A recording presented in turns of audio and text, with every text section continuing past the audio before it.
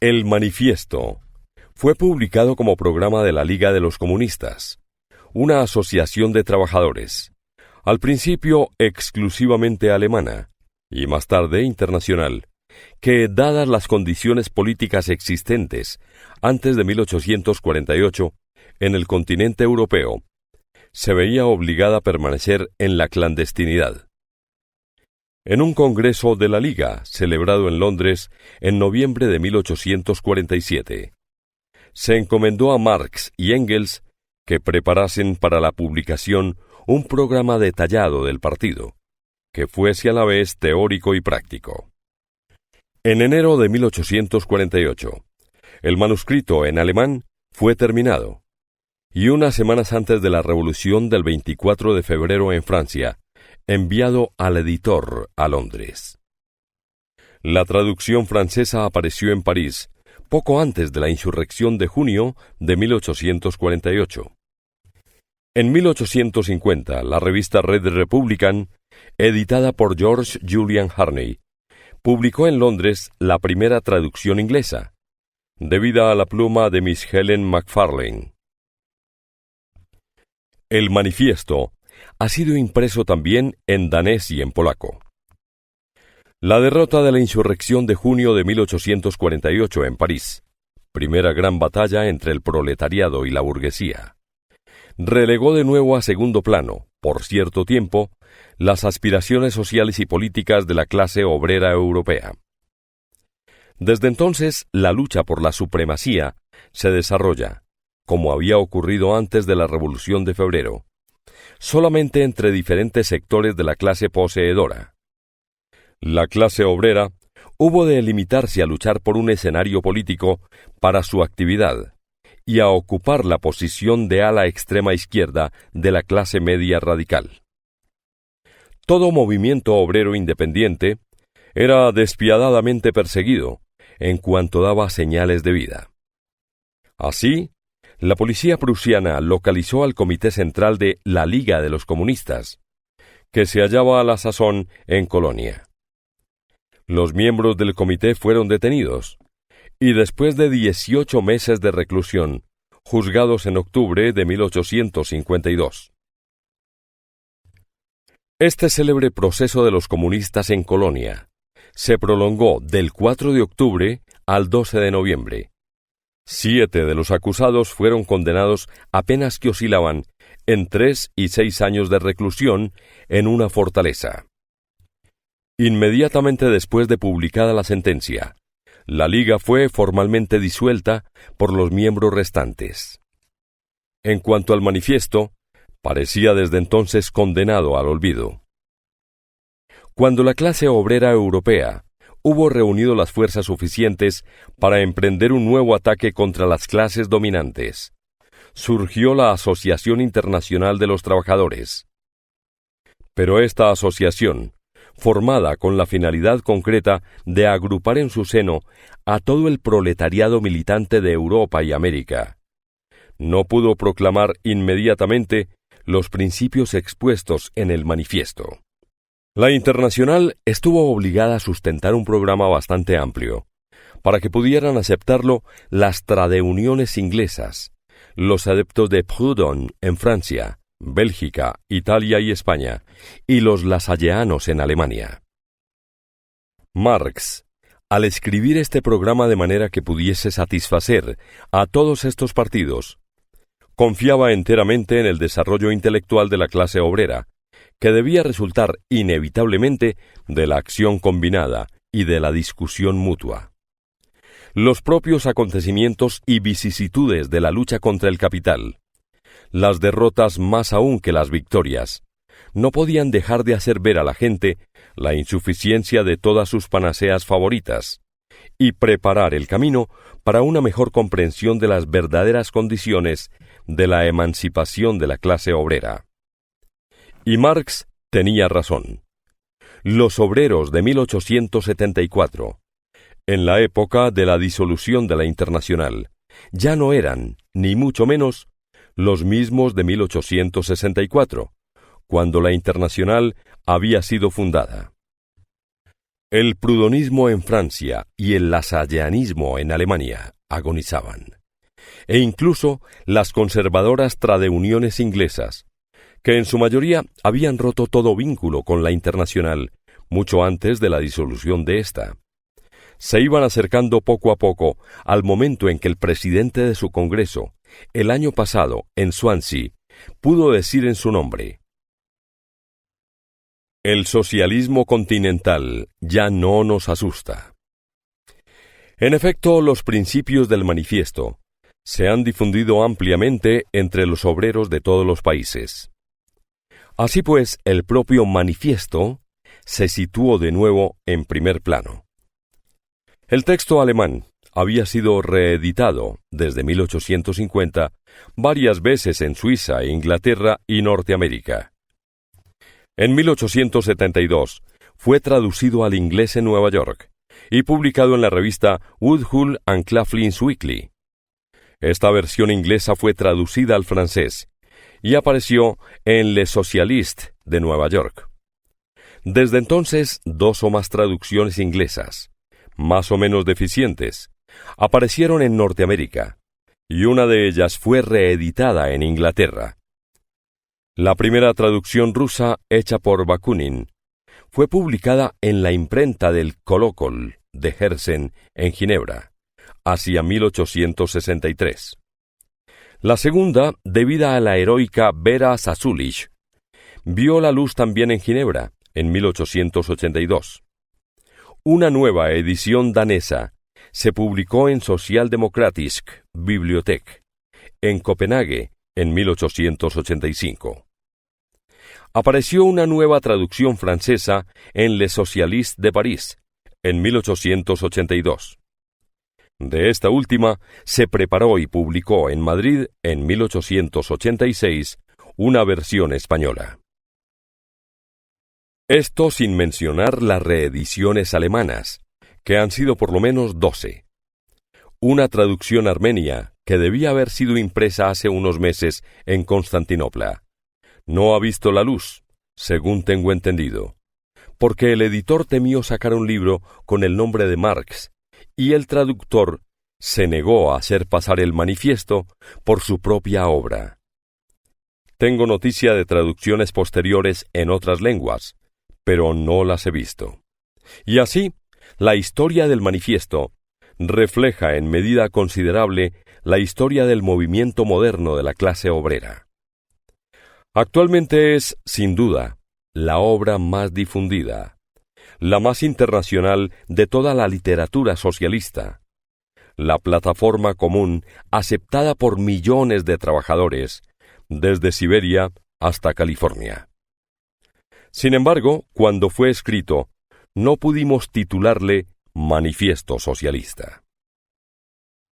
En 1847 se llamaban socialistas, por una parte, todos los adeptos de los diferentes sistemas utópicos, los owenistas en Inglaterra y los fourieristas en Francia, reducidos ya a meras sectas y en proceso de extinción paulatina. De otra parte, toda suerte de curanderos sociales que prometían suprimir, con sus diferentes emplastos, las lacras sociales sin dañar al capital ni a la ganancia.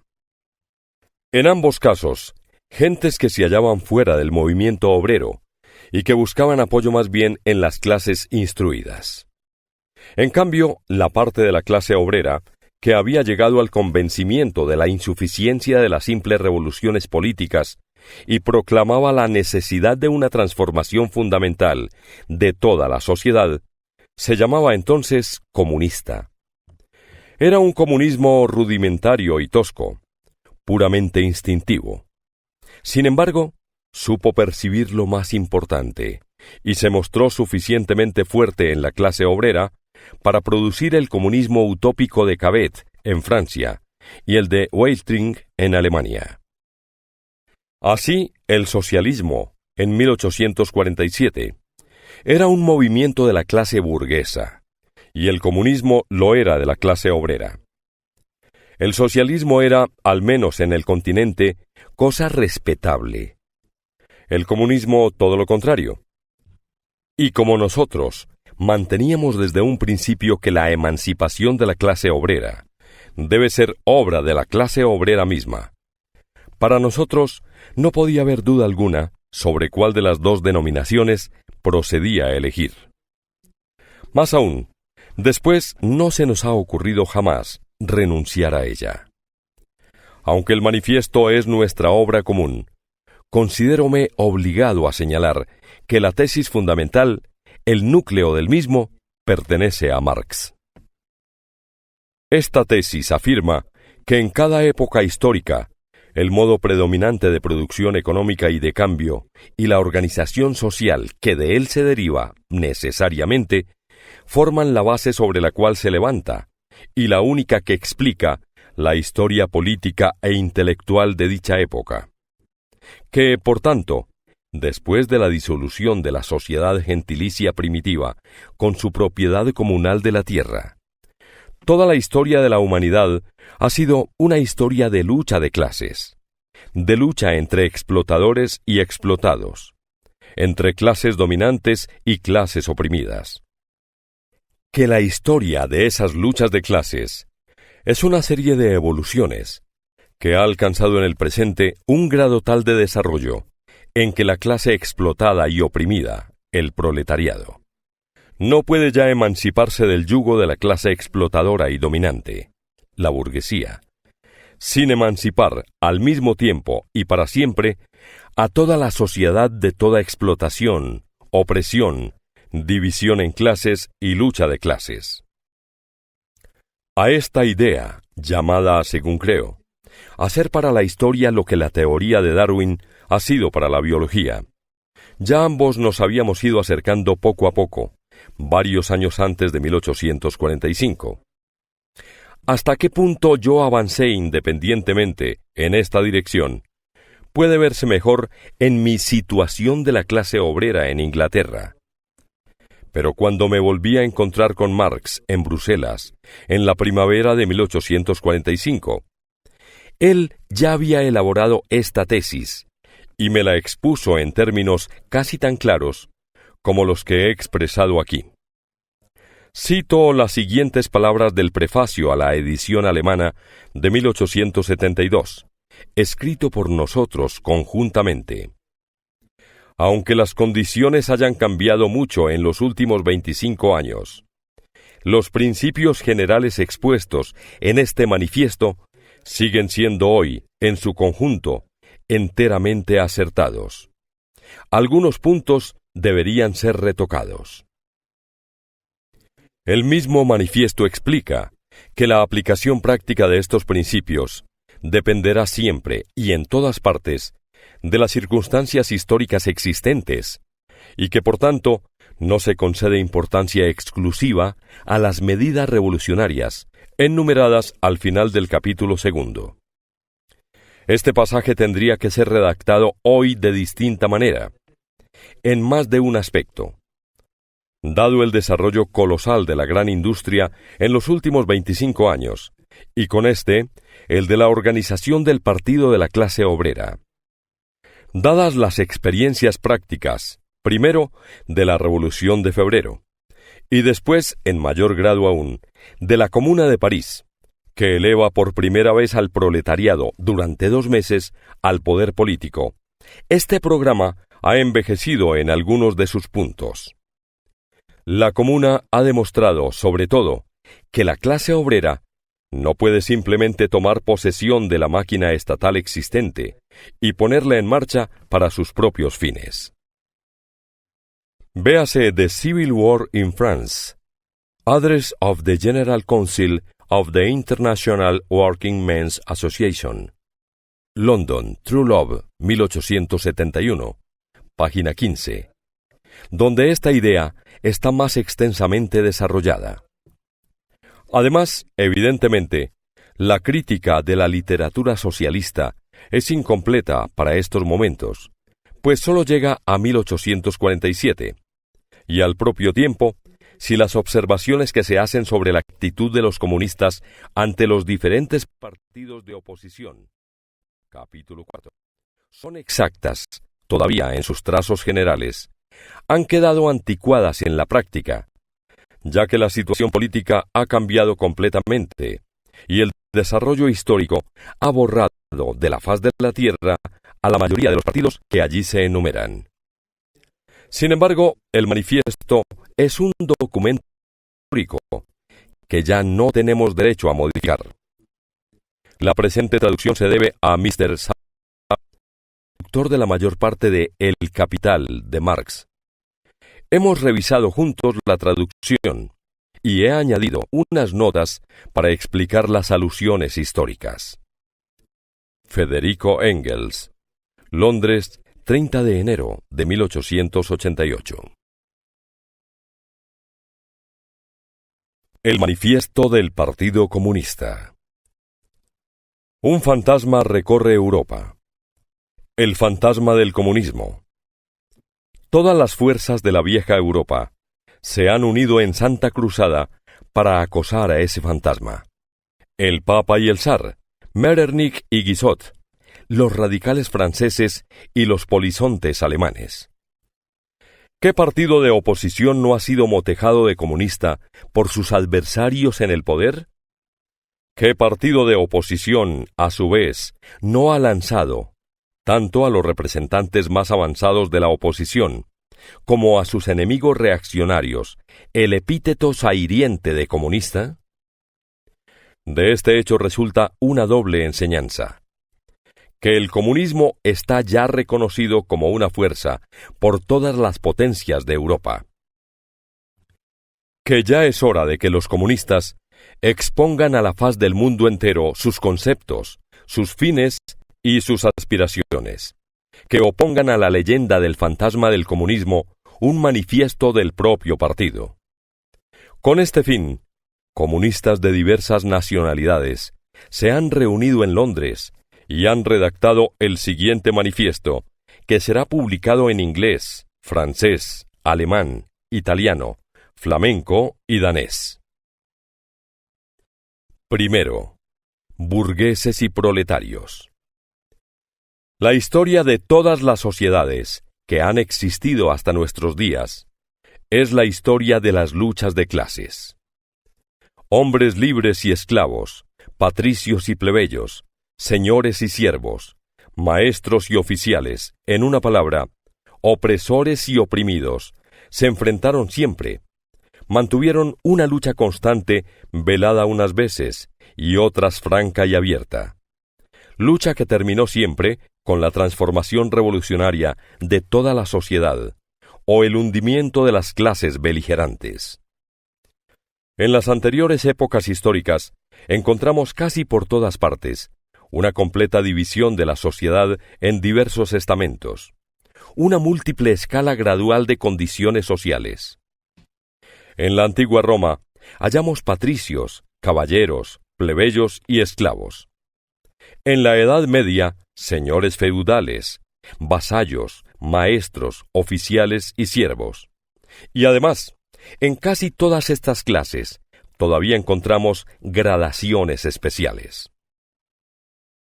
La moderna sociedad burguesa, que ha salido de entre las ruinas de la sociedad feudal, no ha abolido las contradicciones de clase. Únicamente ha sustituido las viejas clases, las viejas condiciones de opresión, las viejas formas de lucha por otras nuevas. Nuestra época, la época de la burguesía, se distingue, sin embargo, por haber simplificado las contradicciones de clase. Toda la sociedad va dividiéndose, cada vez más, en dos grandes campos enemigos, en dos grandes clases, que se enfrentan directamente, la burguesía y el proletariado. De los siervos de la Edad Media surgieron los villanos libres de las primeras ciudades. De este estamento urbano salieron los primeros elementos de la burguesía. El descubrimiento de América y la circunnavegación de África ofrecieron a la burguesía en ascenso un nuevo campo de actividad.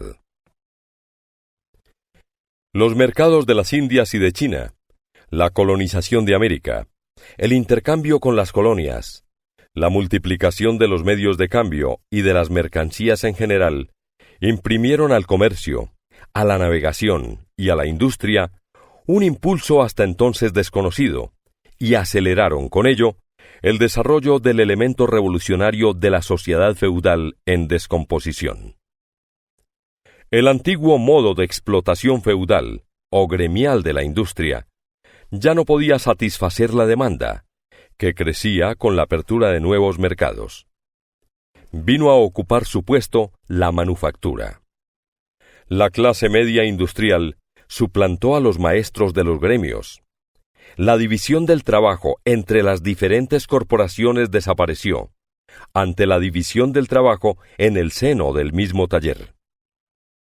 Pero los mercados crecían sin cesar. La demanda iba siempre en aumento. Ya no bastaba tampoco la manufactura. El vapor y la maquinaria revolucionaron entonces la producción industrial. La gran industria moderna sustituyó a la manufactura. En lugar de la clase media industrial, vinieron a ocuparlo los industriales millonarios, jefes de verdaderos ejércitos industriales, los burgueses modernos. La gran industria ha creado el mercado mundial, ya preparado por el descubrimiento de América. El mercado mundial aceleró prodigiosamente el desarrollo del comercio, de la navegación y de todos los medios de transporte por tierra. Este desarrollo influyó a su vez en el auge de la industria, y a medida que se iban extendiendo la industria, el comercio, la navegación y los ferrocarriles, desarrollábase la burguesía, multiplicando sus capitales y relegando a segundo término a todas las clases legadas por la Edad Media. La burguesía moderna, como vemos, es por sí misma fruto de un largo proceso de desarrollo, de una serie de revoluciones en el modo de producción y de cambio. Cada etapa de la evolución, recorrida por la burguesía, ha sido acompañada del correspondiente éxito político. Estamento oprimido bajo la dominación de los señores feudales. Asociación armada y autónoma en la comuna. En unos sitios, república urbana independiente. En otros, tercer estado tributario de la monarquía. Después, durante el período de la manufactura, contrapeso de la nobleza en las monarquías feudales o absolutas, y en general, piedra angular de las grandes monarquías, la burguesía, después del establecimiento de la gran industria y del mercado universal, conquistó finalmente la hegemonía exclusiva del poder político en el Estado representativo moderno. El gobierno del Estado moderno no es más que una junta que administra los negocios comunes de toda la clase burguesa. La burguesía ha desempeñado en la historia un papel altamente revolucionario.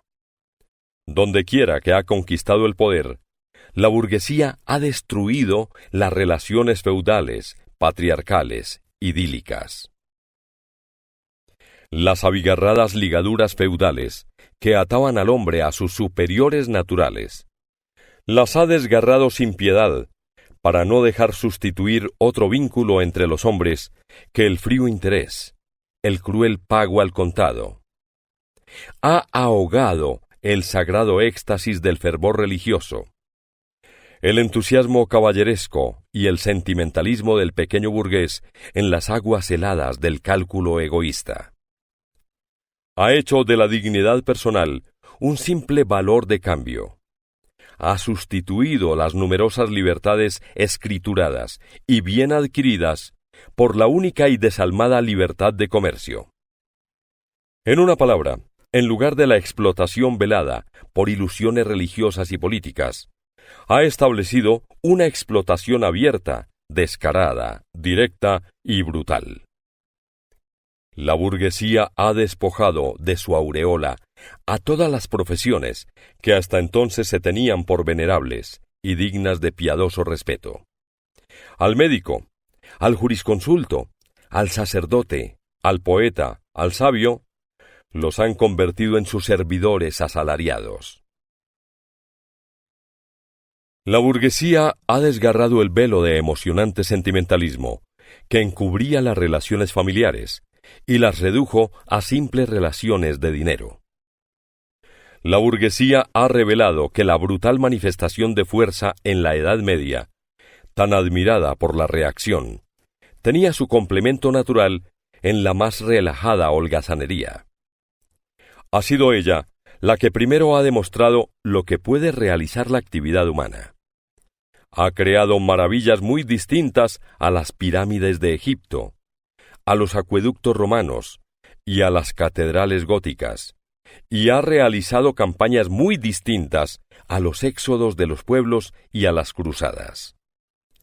La burguesía no puede existir sino a condición de revolucionar incesantemente los instrumentos de producción, y por consiguiente, las relaciones de producción, y con ello, todas las relaciones sociales. La conservación del antiguo modo de producción era, por el contrario, la primera condición de existencia de todas las clases industriales precedentes. Una revolución continua en la producción, una incesante conmoción de todas las condiciones sociales, una inquietud y un movimiento constantes distinguen la época burguesa de todas las anteriores.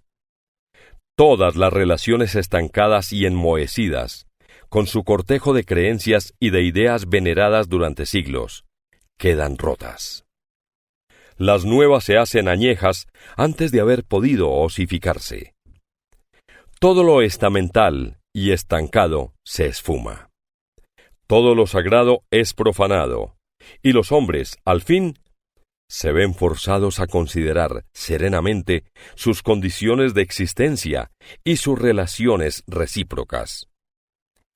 Espoleada por la necesidad de dar cada vez mayor salida a sus productos, la burguesía recorre el mundo entero. Necesita anidar en todas partes, establecerse en todas partes, crear vínculos en todas partes. Mediante la explotación del mercado mundial, la burguesía dio un carácter cosmopolita a la producción y al consumo de todos los países. Con gran sentimiento de los reaccionarios, ha quitado a la industria su base nacional. Las antiguas industrias nacionales han sido destruidas y están destruyéndose continuamente. Son suplantadas por nuevas industrias, cuya introducción se convierte en cuestión vital para todas las naciones civilizadas, por industrias que ya no emplean materias primas indígenas, sino materias primas venidas de las más lejanas regiones del mundo, y cuyos productos no solo se consumen en el propio país, sino en todas las partes del globo. En lugar de las antiguas necesidades satisfechas con productos nacionales, surgen necesidades nuevas, que reclaman para su satisfacción productos de los países más apartados y de los climas más diversos. En lugar del antiguo aislamiento de las regiones y naciones que se bastaban a sí mismas, se establece un intercambio universal, una interdependencia universal de las naciones. Y esto se refiere tanto a la producción material como a la producción intelectual. La producción intelectual de una nación se convierte en patrimonio común de todas. La estrechez y el exclusivismo nacionales resultan de día en día más imposibles. De las numerosas literaturas nacionales y locales se forma una literatura universal. Merced al rápido perfeccionamiento de los instrumentos de producción y al constante progreso de los medios de comunicación, la burguesía arrastra a la corriente de la civilización a todas las naciones, hasta a las más bárbaras. Los bajos precios de sus mercancías constituyen la artillería pesada, que derrumba todas las murallas de China y hace capitular a los bárbaros más fanáticamente hostiles a los extranjeros. Obliga a todas las naciones, si no quieren sucumbir, a adoptar el modo burgués de producción. Las constriñe a introducir la llamada civilización, es decir, a hacerse burguesas. En una palabra, se forja un mundo a su imagen y semejanza. La burguesía ha sometido el campo al dominio de la ciudad. Ha creado urbes inmensas. Ha aumentado enormemente la población de las ciudades en comparación con la del campo, subtrayendo una gran parte de la población al idiotismo de la vida rural. Del mismo modo que ha subordinado el campo a la ciudad, ha subordinado los países bárbaros o semibárbaros a los países civilizados, los pueblos campesinos a los pueblos burgueses, el Oriente al Occidente. La burguesía suprime cada vez más el fraccionamiento de los medios de producción, de la propiedad y de la población. Ha aglomerado la población, centralizando los medios de producción y concentrando la propiedad en manos de unos pocos. La consecuencia obligada de ello ha sido la centralización política. Las provincias independientes, ligadas entre sí, casi únicamente por lazos federales, con intereses, leyes, gobiernos y tarifas aduaneras diferentes, han sido consolidadas en una sola nación, bajo un solo gobierno, una sola ley, un solo interés nacional de clase y una sola línea aduanera. La burguesía, con su dominio de clase, que cuenta apenas con un siglo de existencia, ha creado fuerzas productivas más abundantes y más grandiosas que todas las generaciones pasadas juntas. El sometimiento de las fuerzas de la naturaleza, el empleo de las máquinas, la aplicación de la química a la industria y a la agricultura, la navegación de vapor, el ferrocarril, el telégrafo eléctrico, la adaptación para el cultivo de continentes enteros, la apertura de los ríos a la navegación, poblaciones enteras surgiendo por encanto como si salieran de la tierra. ¿Cuál de los siglos pasados pudo sospechar siquiera que semejantes fuerzas productivas dormitasen en el seno del trabajo social? Hemos visto, pues, que los medios de producción y de cambio, sobre cuya base se ha formado la burguesía, fueron creados en la sociedad feudal. Al alcanzar un cierto grado de desarrollo, estos medios de producción y de cambio, las condiciones en que la sociedad feudal producía y cambiaba, toda la organización feudal de la agricultura y de la industria manufacturera, en una palabra, las relaciones feudales de propiedad, cesaron de corresponder a las fuerzas productivas ya desarrolladas. Frenaban la producción en lugar de impulsarla. Se transformaron en otras tantas trabas. Era preciso romper esas trabas y se rompieron. En su lugar se estableció la libre concurrencia, con una constitución social y política adecuada a ella, y con la dominación económica y política de la clase burguesa. Ante nuestros ojos se está produciendo un movimiento análogo. Las relaciones burguesas de producción y de cambio, las relaciones burguesas de propiedad, toda esta sociedad burguesa moderna, que ha hecho surgir tan potentes medios de producción y de cambio, se asemeja al mago que ya no es capaz de dominar las potencias infernales que ha desencadenado con sus conjuros. Desde hace algunas décadas, la historia de la industria y del comercio no es más que la historia de la rebelión de las fuerzas productivas modernas contra las actuales relaciones de producción, contra las relaciones de propiedad que condicionan la existencia de la burguesía y su dominación. Basta mencionar las crisis comerciales, que con su retorno periódico plantean, en forma cada vez más amenazante, la cuestión de la existencia de toda la sociedad burguesa.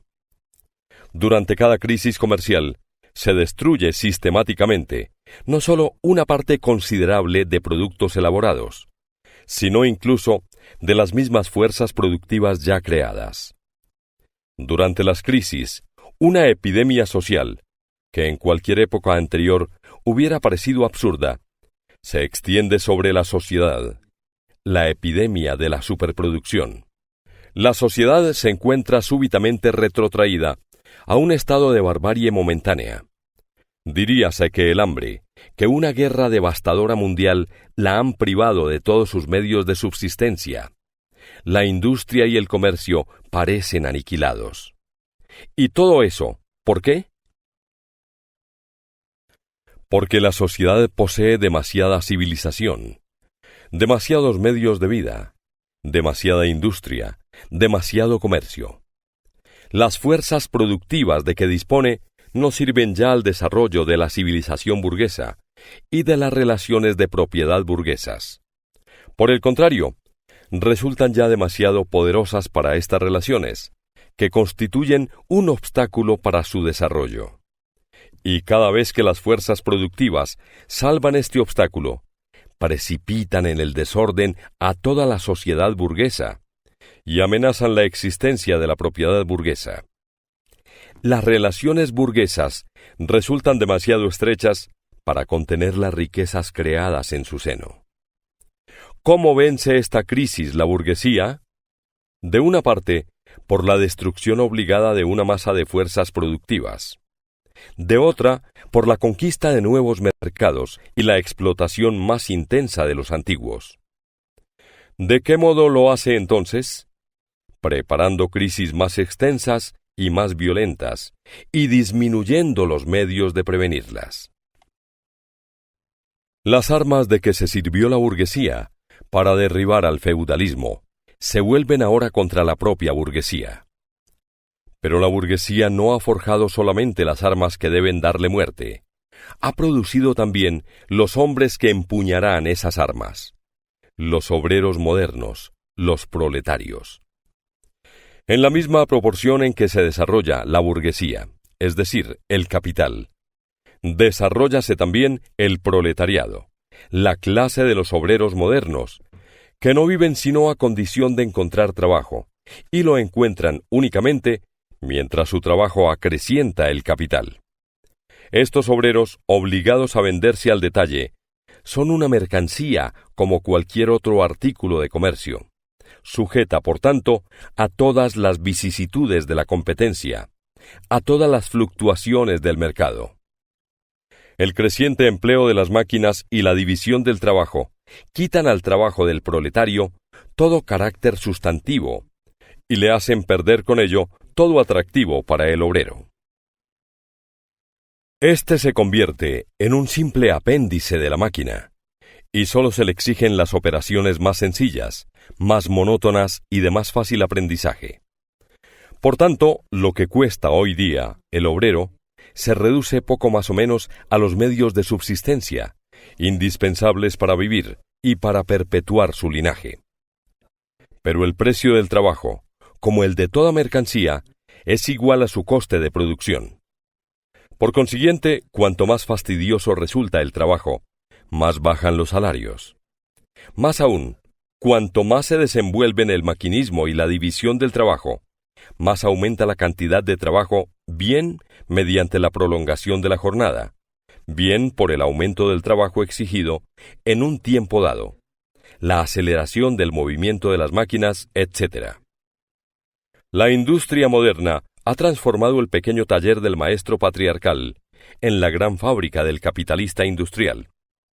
Masas de obreros, hacinados en la fábrica, están organizados en forma militar. Como soldados rasos de la industria, están colocados bajo la vigilancia de una jerarquía completa de oficiales y suboficiales. No son solamente esclavos de la clase burguesa, del Estado burgués, sino diariamente, a todas horas, esclavos de la máquina, del capataz y sobre todo del patrón de la fábrica. Y este despotismo es tanto más mezquino, odioso y exasperante, cuanto mayor es la franqueza con que proclama que no tiene otro fin que el lucro. Cuanto menos habilidad y fuerza requiere el trabajo manual, es decir, cuanto mayor es el desarrollo de la industria moderna, mayor es la proporción en que el trabajo de los hombres es suplantado por el de las mujeres y los niños. Por lo que respecta a la clase obrera, las diferencias de edad y sexo pierden toda significación social. No hay más que instrumentos de trabajo, cuyo coste varía según la edad y el sexo. Una vez que el obrero ha sufrido la explotación del fabricante y ha recibido su salario en metálico, se convierte en víctima de otros elementos de la burguesía: el casero, el tendero, el prestamista, etc. Pequeños industriales, pequeños comerciantes y rentistas, artesanos y campesinos, toda la escala inferior de las clases medias de otro tiempo, caen en las filas del proletariado. Unos, porque sus pequeños capitales no les alcanzan para acometer grandes empresas industriales, y sucumben en la competencia con los capitalistas más fuertes. Otros, porque su habilidad profesional se ve despreciada ante los nuevos métodos de producción. De tal suerte, el proletariado se recluta entre todas las clases de la población. El proletariado pasa por diferentes etapas de desarrollo. Su lucha contra la burguesía comienza con su surgimiento. Al principio, la lucha es entablada por obreros aislados, después por los obreros de una misma fábrica, más tarde por los obreros del mismo oficio de la localidad, contra el burgués aislado que los explota directamente. No se contentan con dirigir sus ataques contra las relaciones burguesas de producción, y los dirigen contra los mismos instrumentos de producción. Destruyen las mercancías extranjeras que les hacen competencia, rompen las máquinas, incendian las fábricas, intentan reconquistar por la fuerza la posición perdida del trabajador de la Edad Media. En esta etapa, los obreros forman una masa diseminada por todo el país y disgregada por la competencia.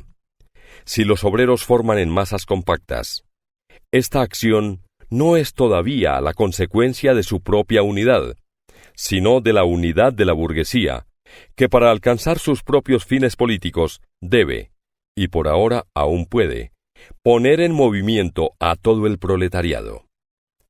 Durante esta etapa, los proletarios no combaten, por tanto, contra sus propios enemigos, sino contra los enemigos de sus enemigos, es decir, contra los vestigios de la monarquía absoluta, los propietarios territoriales, los burgueses no industriales y los pequeños burgueses. Todo el movimiento histórico se concentra, de esta suerte, en manos de la burguesía. Cada victoria alcanzada en estas condiciones es una victoria de la burguesía. Pero la industria en su desarrollo no solo acrecienta el número de proletarios, sino que los concentra en masas considerables. Su fuerza aumenta y adquieren mayor conciencia de la misma.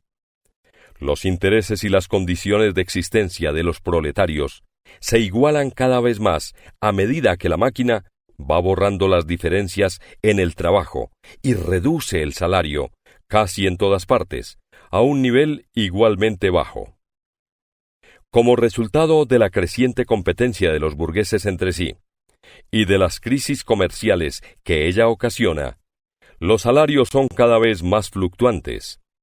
El constante y perfeccionamiento de la máquina coloca al obrero en situación cada vez más precaria.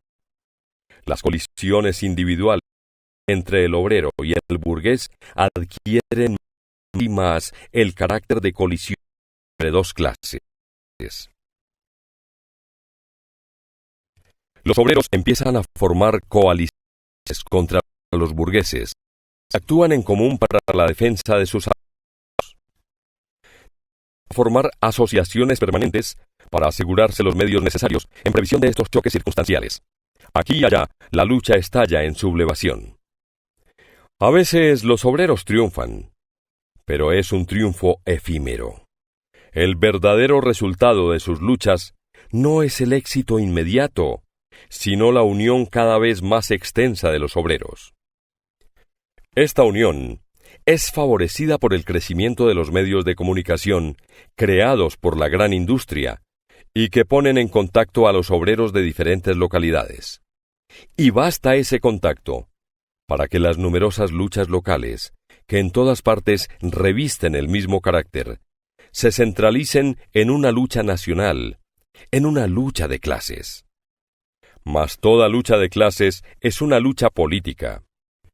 y la unión que los habitantes de las ciudades de la Edad Media, con sus caminos vecinales, tardaron siglos en establecer, los proletarios modernos, con los ferrocarriles, la llevan a cabo en unos pocos años.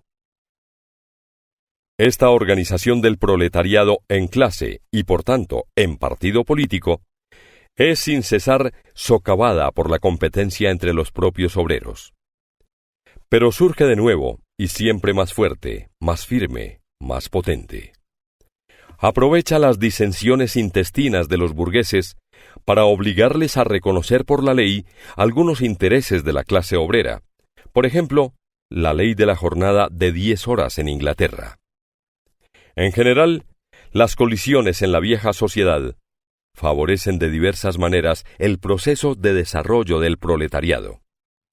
La burguesía vive en lucha permanente, al principio contra la aristocracia, después contra aquellas fracciones de la misma burguesía, cuyos intereses entran en contradicción con los progresos de la industria, y siempre, en fin, contra la burguesía de todos los demás países.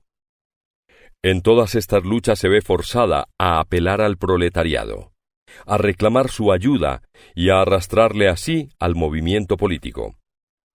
De tal manera, la burguesía proporciona a los proletarios los elementos de su propia educación, es decir, armas contra ella misma.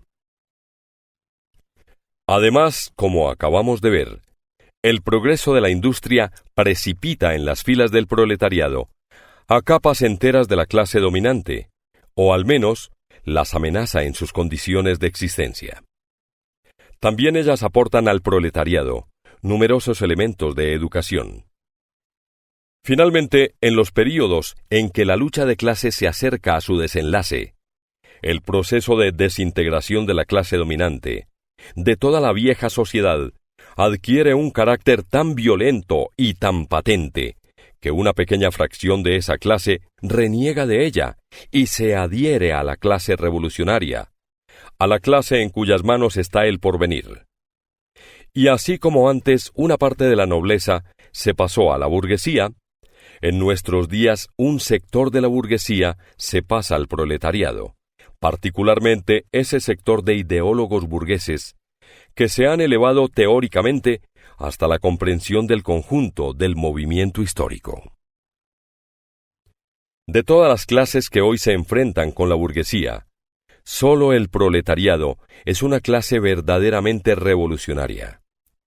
Las demás clases van degenerando y desaparecen con el desarrollo de la gran industria. El proletariado, en cambio, es su producto más peculiar.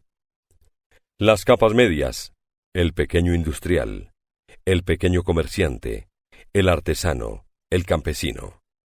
Todas ellas luchan contra la burguesía para salvar de la ruina su existencia, como tales capas medias.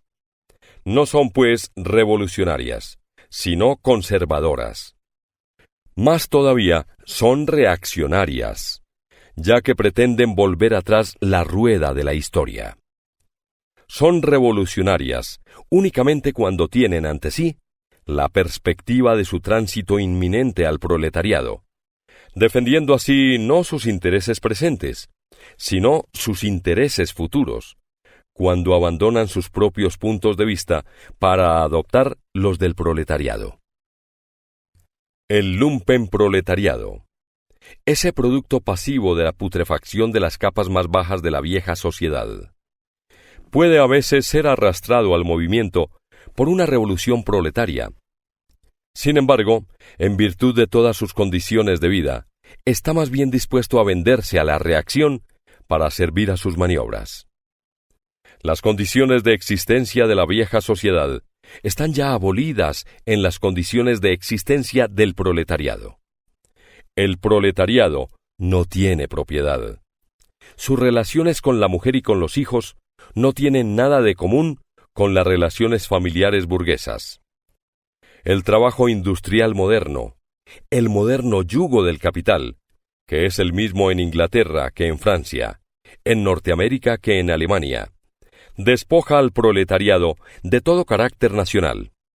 Las leyes, la moral, la religión, son para él meros prejuicios burgueses, detrás de los cuales se ocultan otros tantos intereses de la burguesía. Todas las clases que en el pasado lograron hacerse dominantes, trataron de consolidar la situación adquirida, sometiendo a toda sociedad a las condiciones de su modo de apropiación. Los proletarios no pueden conquistar las fuerzas productivas sociales, sino aboliendo su propio modo de apropiación en vigor, y por tanto, todo modo de apropiación existente hasta nuestros días. Los proletarios no tienen nada que salvaguardar. Tienen que destruir todo lo que hasta ahora ha venido garantizando y asegurando la propiedad privada existente. Todos los movimientos han sido hasta ahora realizados por minorías o en provecho de minorías. El movimiento proletario es el movimiento independiente de la inmensa mayoría en provecho de la inmensa mayoría. El proletariado, capa inferior de la sociedad actual, no puede levantarse, no puede enderezarse, sin hacer saltar toda la superestructura formada por las capas de la sociedad oficial. Por su forma, aunque no por su contenido, la lucha del proletariado contra la burguesía es primeramente una lucha nacional. Es natural que el proletariado de cada país debe acabar en primer lugar con su propia burguesía.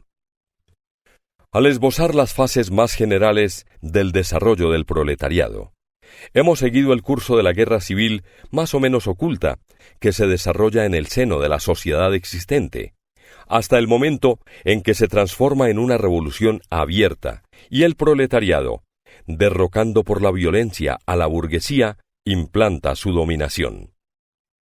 Todas las sociedades anteriores, como hemos visto, han descansado en el antagonismo entre clases opresoras y oprimidas.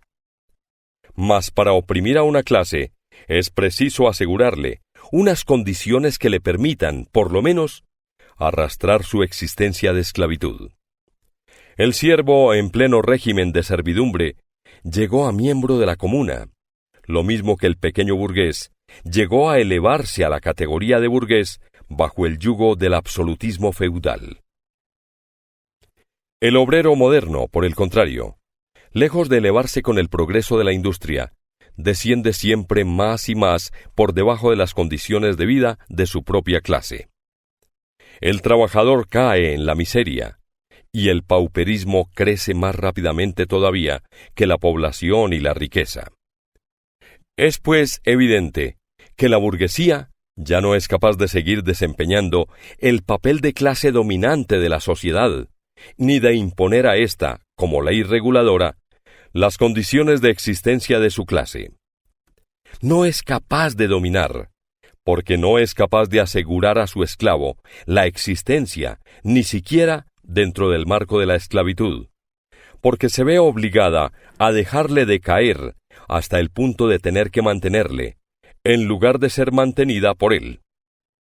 La sociedad ya no puede vivir bajo su dominación, lo que equivale a decir que la existencia de la burguesía es, en lo sucesivo, incompatible con la de la sociedad. La condición esencial de la existencia y de la dominación de la clase burguesa es la acumulación de la riqueza en manos de particulares, la formación y el acrecentamiento del capital. La condición de existencia del capital es el trabajo asalariado. El trabajo asalariado descansa exclusivamente sobre la competencia de los obreros entre sí. El progreso de la industria, del que la burguesía incapaz de oponérsele, es agente involuntario, sustituye el aislamiento de los obreros, resultante de la competencia, por su unión revolucionaria mediante la asociación. Así, el desarrollo de la gran industria socava, bajo los pies de la burguesía, las bases sobre las que ésta produce y se apropia lo producido. La burguesía produce, ante todo, sus propios sepultureros. Su hundimiento y la victoria del proletariado son igualmente inevitables. Segundo, proletarios y comunistas. ¿Qué relación mantienen los comunistas con respecto a los proletarios en general? Los comunistas no forman un partido aparte, opuesto a los otros partidos obreros. No tienen intereses algunos que no sean los intereses del conjunto del proletariado. No proclaman principios especiales a los que quisieran amoldar el movimiento proletario. Los comunistas solo se distinguen de los demás partidos proletarios, en que por una parte, en las diferentes luchas nacionales de los proletarios, destacan y hacen valer los intereses comunes a todo el proletariado, independientemente de la nacionalidad. Y por otra parte, en que en las diferentes fases de desarrollo, porque pasa la lucha entre el proletariado y la burguesía, representan siempre los intereses del movimiento en su conjunto.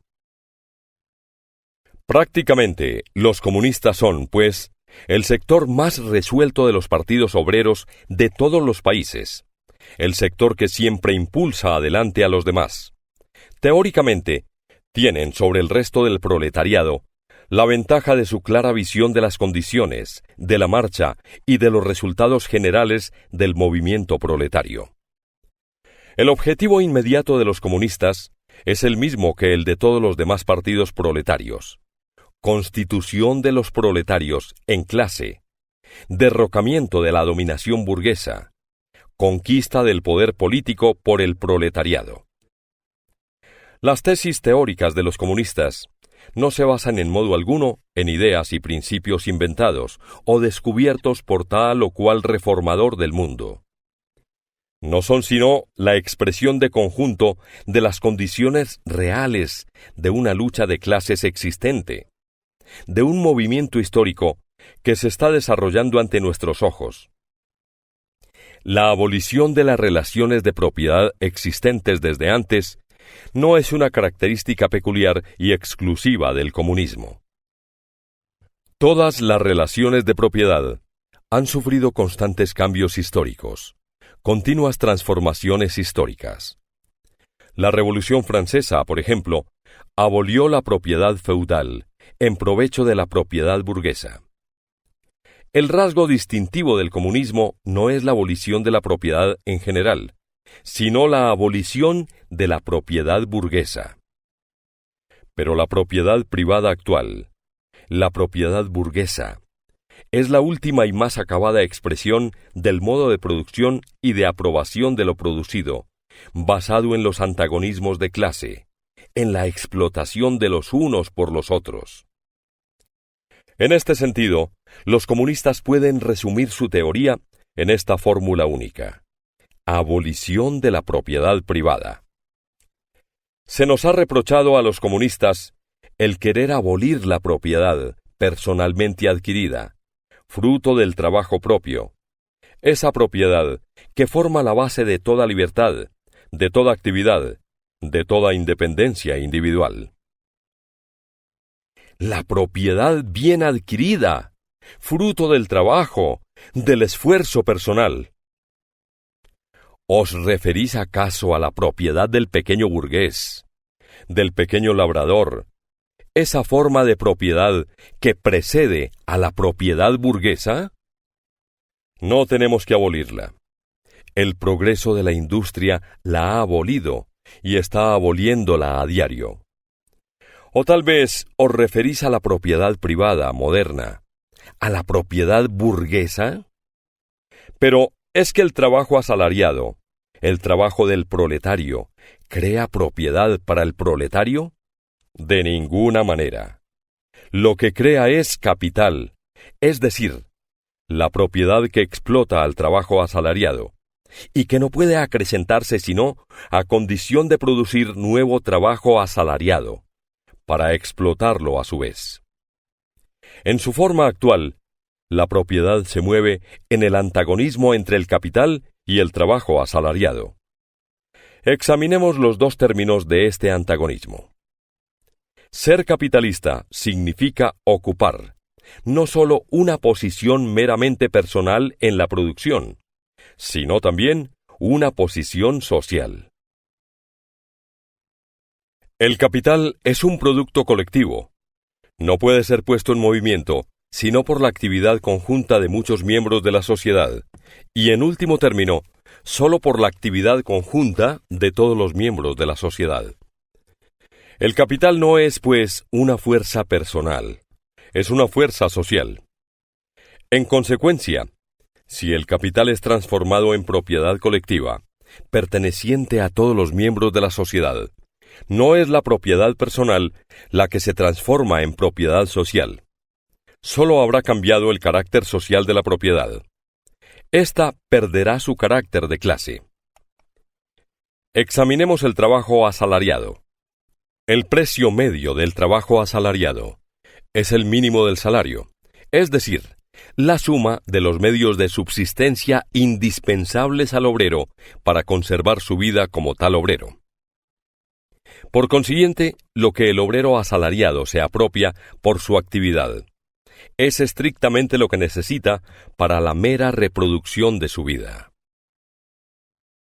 No queremos de ninguna manera abolir esta apropiación personal de los productos del trabajo, indispensable a la mera reproducción de la vida humana. Esa apropiación, que no deja ningún beneficio líquido que pueda dar un poder sobre el trabajo de otro. Lo que queremos suprimir es el carácter miserable de esa apropiación, que hace que el obrero no viva sino para acrecentar el capital y tan solo en la medida en que el interés de la clase dominante exige que viva. En la sociedad burguesa, el trabajo viviente no es más que un medio de incrementar el trabajo acumulado. En la sociedad comunista, el trabajo acumulado no es más que un medio de ampliar, enriquecer y hacer más fácil la vida de los trabajadores. De este modo, en la sociedad burguesa, el pasado domina al presente. En la sociedad comunista, es el presente el que domina al pasado. En la sociedad burguesa, el capital es independiente y tiene personalidad, mientras que el individuo que trabaja carece de independencia y de personalidad. Y es la abolición de semejante estado de cosas lo que la burguesía considera como la abolición de la personalidad y de la libertad. Y con razón, pues se trata efectivamente de abolir la personalidad burguesa, la independencia burguesa y la libertad burguesa. Por libertad, en las condiciones actuales de la producción burguesa, se entiende la libertad de comercio, la libertad de comprar y vender. Desaparecido el chalaneo, desaparecerá también la libertad de chalanear. Las declamaciones sobre la libertad de chalaneo, lo mismo que las demás bravatas liberales de nuestra burguesía, solo tienen sentido aplicadas al chalaneo encadenado y al burgués sojuzgado de la Edad Media, pero no ante la abolición comunista del chalaneo, de las relaciones de producción burguesas y de la propia burguesía. Os horrorizáis de que queramos abolir la propiedad privada. Pero en vuestra sociedad actual, la propiedad privada está abolida para las 9/10 partes de sus miembros. Precisamente, porque no existe para esas 9/10 partes, existe para vosotros. Nos reprocháis, pues, el querer abolir una forma de propiedad, que no puede existir sino a condición de que la inmensa mayoría de la sociedad sea privada de propiedad. En una palabra, nos acusáis de querer abolir vuestra propiedad. Efectivamente, eso es lo que queremos. Según vosotros, desde el momento en que el trabajo no puede ser convertido en capital, en dinero, en renta de la tierra, en una palabra, en poder social susceptible de ser monopolizado, es decir, desde el instante en que la propiedad personal no puede transformarse en propiedad burguesa, desde ese instante, la personalidad queda suprimida. Reconocéis, pues, que por personalidad no entendéis sino al burgués, al propietario burgués, y esta personalidad, ciertamente, debe ser suprimida. El comunismo no arrebata a nadie la facultad de apropiarse de los productos sociales. no quita más que el poder de sojuzgar el trabajo ajeno, por medio de esta apropiación. Se ha objetado que con la abolición de la propiedad privada, cesaría toda actividad y sobrevendría una indolencia general. Si así fuese, hace ya mucho tiempo que la sociedad burguesa habría sucumbido a manos de la holgazanería, puesto que en ella los que trabajan no adquieren, y los que adquieren no trabajan. Toda la objeción se reduce a esta tautología. No hay trabajo asalariado donde no hay capital. Todas las objeciones dirigidas contra el modo comunista de apropiación y de producción de los productos materiales han sido hechas igualmente respecto a la apropiación y a la producción de los productos del trabajo intelectual. Lo mismo que para el burgués, la desaparición de la propiedad de clase equivale a la desaparición de toda producción. La desaparición de la cultura de clase significa para él la desaparición de toda cultura. La cultura, cuya pérdida deplora, no es para la inmensa mayoría de los hombres más que el adiestramiento que los transforma en máquinas. Mas no discutáis con nosotros mientras apliquéis a la abolición de la propiedad burguesa el criterio de vuestras nociones burguesas de libertad, cultura, derecho, etc. Vuestras ideas son en sí mismas producto de las relaciones de producción y de propiedad burguesas, como vuestro derecho no es más que la voluntad de vuestra clase erigida en ley. Voluntad cuyo contenido está determinado por las condiciones materiales de existencia de vuestra clase. La concepción interesada, que os ha hecho erigir en leyes eternas de la naturaleza y de la razón, las relaciones sociales dimanadas de vuestro transitorio modo de producción y de propiedad, relaciones históricas que surgen y desaparecen en el curso de la producción. La compartís con todas las clases dominantes hoy desaparecidas. Lo que concebís para la propiedad antigua, lo que concebís para la propiedad feudal, no os atrevéis a admitirlo para la propiedad burguesa. ¡Querer abolir la familia! Hasta los más radicales se indignan ante este infame designio de los comunistas. ¿En qué bases descansa la familia actual? ¿La familia burguesa? En el capital, en el lucro privado. La familia plenamente desarrollada no existe más que para la burguesía, pero encuentra su complemento en la supresión forzosa de toda familia, para el proletariado, y en la prostitución pública. La familia burguesa desaparece naturalmente al dejar de existir ese complemento suyo, y ambos desaparecen con la desaparición del capital.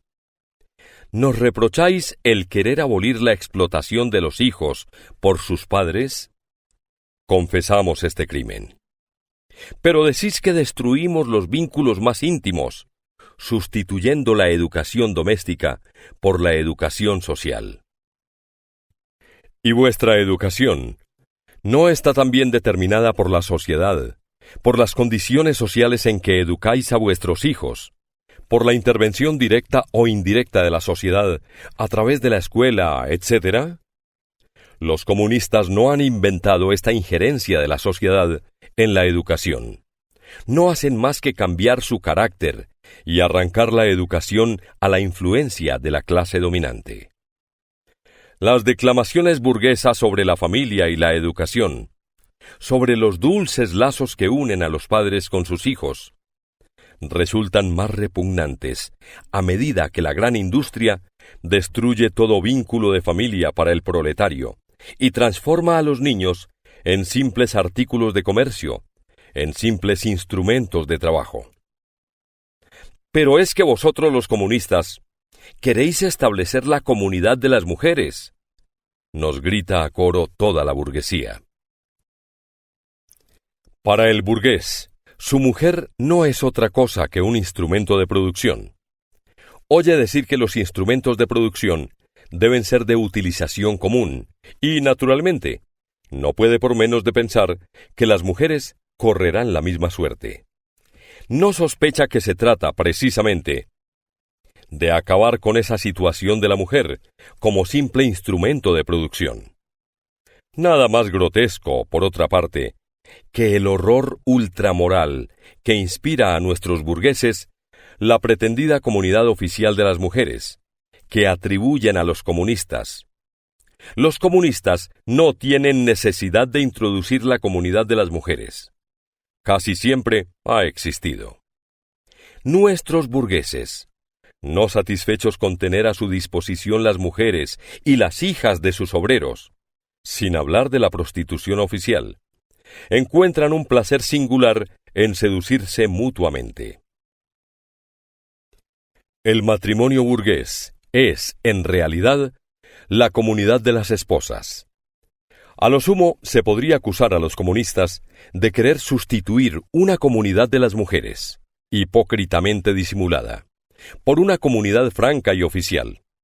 Es evidente, por otra parte, que con la abolición de las relaciones de producción actuales, desaparecerá la comunidad de las mujeres que de ellas se deriva, es decir, la prostitución oficial y privada. Se acusa también a los comunistas de querer abolir la patria, la nacionalidad. Los obreros no tienen patria. No se les puede arrebatar lo que no poseen. Mas por cuanto el proletariado debe en primer lugar conquistar el poder político, elevarse a la condición de clase nacional, constituirse en nación, todavía es nacional, aunque de ninguna manera en el sentido burgués. El aislamiento nacional y los antagonismos entre los pueblos desaparecen de día en día con el desarrollo de la burguesía, la libertad de comercio y el mercado mundial, con la uniformidad de la producción industrial y las condiciones de existencia que le corresponden. El dominio del proletariado los hará desaparecer más deprisa todavía. La acción común del proletariado, al menos el de los países civilizados, es una de las primeras condiciones de su emancipación. En la misma medida en que sea abolida la explotación de un individuo por otro, será abolida la explotación de una nación por otra. Al mismo tiempo que el antagonismo de las clases en el interior de las naciones, desaparecerá la hostilidad de las naciones entre sí. En cuanto a las acusaciones lanzadas contra el comunismo, partiendo del punto de vista de la religión, de la filosofía y de la ideología en general, no merecen un examen detallado. ¿Acaso se necesita una gran perspicacia para comprender que con toda modificación sobrevenida en las condiciones de vida, en las relaciones sociales, en la existencia social, cambian también las ideas, las nociones y las concepciones? En una palabra, la conciencia del hombre. ¿Qué demuestra la historia de las ideas? Sino que la producción intelectual se transforma con la producción material. Las ideas dominantes en cualquier época no han sido nunca más que las ideas de la clase dominante. Cuando se habla de ideas que revolucionan toda una sociedad, se expresa solamente el hecho de que en el seno de la vieja sociedad se han formado los elementos de una nueva, y la disolución de las viejas ideas marcha a la par con la disolución de las antiguas condiciones de vida. En el ocaso del mundo antiguo, las viejas religiones fueron vencidas por la religión cristiana. Cuando en el siglo XVIII las ideas cristianas fueron vencidas por las ideas de la Ilustración, la sociedad feudal libraba una lucha a muerte contra la burguesía, entonces revolucionaria. Las ideas de libertad religiosa y de libertad de conciencia no hicieron más que reflejar el reinado de la libre concurrencia en el dominio de la conciencia. Sin duda, se nos dirá, las ideas religiosas, morales, filosóficas, políticas, jurídicas, etc., se han ido modificando en el curso del desarrollo histórico. Pero la religión, la moral, la filosofía, la política, el derecho, se han mantenido siempre a través de estas transformaciones. Existen, además, verdades eternas, tales como la libertad, la justicia, etc., que son comunes a todo estado de la sociedad. Pero el comunismo quiere abolir estas verdades eternas.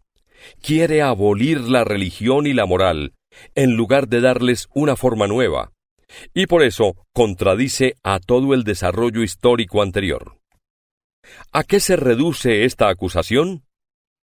La historia de todas las sociedades que han existido hasta hoy se desenvuelve en medio de contradicciones de clase, de contradicciones que revisten formas diversas en las diferentes épocas. Pero cualquiera que haya sido la forma de estas contradicciones, la explotación de una parte de la sociedad por la otra es un hecho común a todos los siglos anteriores. Por consiguiente, no tiene nada de asombroso que la conciencia social de todas las edades, a despecho de toda variedad y de toda diversidad, se haya movido siempre dentro de ciertas formas comunes, dentro de unas formas de conciencia, que no desaparecerán completamente más que con la desaparición definitiva de los antagonismos de clase. La revolución comunista es la ruptura más radical con las relaciones de propiedad tradicionales.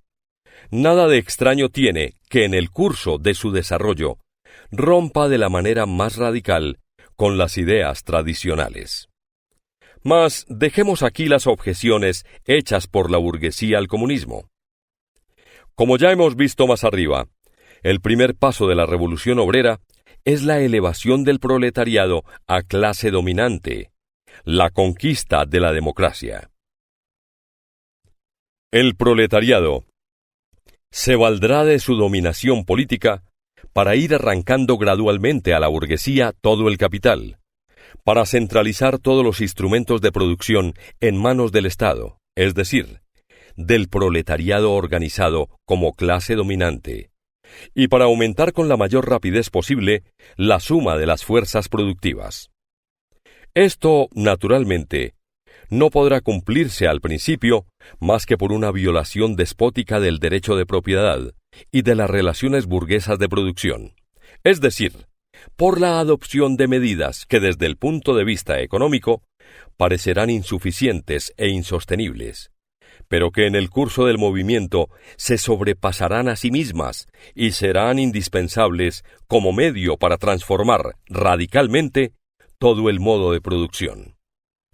Estas medidas, naturalmente, serán diferentes en los diversos países.